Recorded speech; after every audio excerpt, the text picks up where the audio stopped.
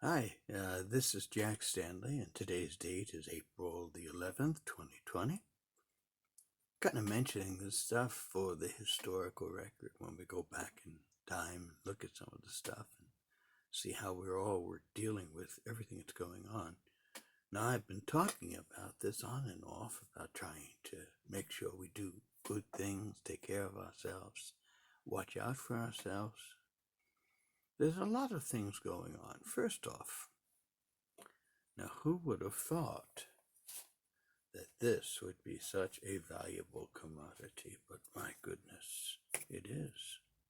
And only followed by this sanitary hand sanitizer. Very, very important stuff. Other things that are going on, we in the United States right now, we are at the peak of this pandemic. The death toll has been pretty frightening, and it's just rapid. I mean, it's happened so quickly. New York City has been ravished. It's a mess. I've talked to my friends there, and it's pretty terrifying. They're burying the dead everywhere. Potter's Field and parks, they're talking about burying people. They have refrigerated trucks to keep bodies in. I mean, you have 800 people a day dying in a city. That's a lot, okay? And when you add that up after a week, 7 days, we're talking about thousands upon thousands upon thousands of dead bodies. Pretty frightening. And it is scary. Being here in Chicago, we're having some serious problems. The jails have broken out with terrible cases of COVID-19, as they're calling it, the coronavirus. A lot of people in the African American community are being basically decimated by the virus. A lot of people aren't being too smart. Some people are all getting together, like religious groups and things like that, which is frightfully stupid. But it's their life. If they want to do that. Nothing against religion, whatever you like, whatever religion be it, but be smart. You can't be together. Stay away from each other. We're all lethal. And the sad part is that nobody knows who has it. And so the best thing to do is to keep your distance. When you do go out, I have a mask that I wear, which is a special one. I have my gloves, and you can order gloves, and I think it's a very important and smart thing to do, because you're touching everything along the way. If you have to go shopping and do everything else, and you're touching stuff that a couple of hundred other people have touched. And if you want to play Russian roulette here, I mean, the odds are pretty good. Somebody might have the virus, and it stays on surfaces. So I wear these every time I go out.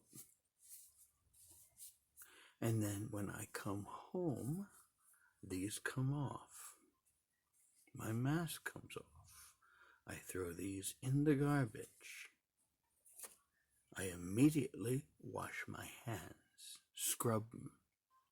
Okay, when you wash your hands, make sure you cover the insides, everything about your hands. I know that sounds crazy, but you don't want to miss spots. And then I take my face mask and then I scrub it, wash it down. So this is a very unique period in American history. We're dealing with a situation we've never dealt with, at least in living memory. If you think, we had the pandemic in 1918, 1919, but we didn't quite handle it the way we are handling it right now. So I'm home, eating at home, doing a lot of reading. In fact, I've been doing a lot of research. This keeps me busy. I've been reading this book here. And this is the political textbook, an encyclopedia for politicians and for lawmakers. And what this was, it was put together in 1858 through 1860, and it gives the state of the United States, about 750 pages of all the various laws, things that were at the time. Excuse me. And if you're looking for a fantastic window into the world just before the American Civil War, this is your basically your transit system. And so I've been studying this a lot, improving my knowledge on the beginnings of the American Civil War and the understandings politically. It's very important. This thing has 84 pages on the Dred Scott decision alone. I mean, it's got some fascinating stuff here. And so while I sit here and while we hide and wait and avoid people, as we're all in basically lockdown here, we wait. Keep your mood, keep a sense of humor. You have to. That's why I pulled this thing out. Maybe you'd laugh a little bit. And in the future, I'm sure we will. This is a rough period of time. People we know have died. I'm worried about friends of mine. Some friends are sick. Also, a lot of Asians are being attacked. I've known about people who've been violently attacked, stabbed, just because they're Asian. And people think that they're carrying the virus, and by stabbing them, they'll get rid of it. But that's the stupidest thing you could ever think of. But people act really weird right now, in this weird time. But you have to make sure you keep your good spirits. You keep a little bit of humor. You gotta lift yourself up, because it's so easy to get depressed. It's so easy to go down, the rabbit hole, so to speak.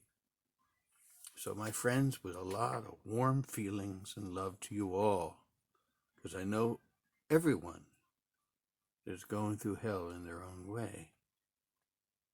Look out for your friends. Look out for your family.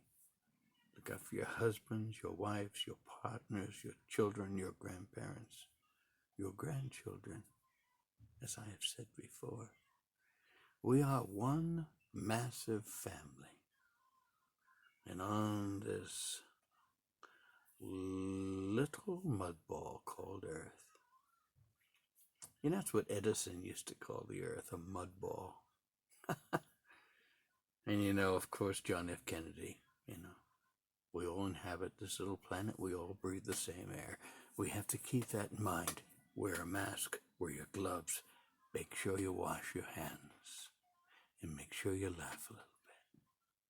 All the best, and take care.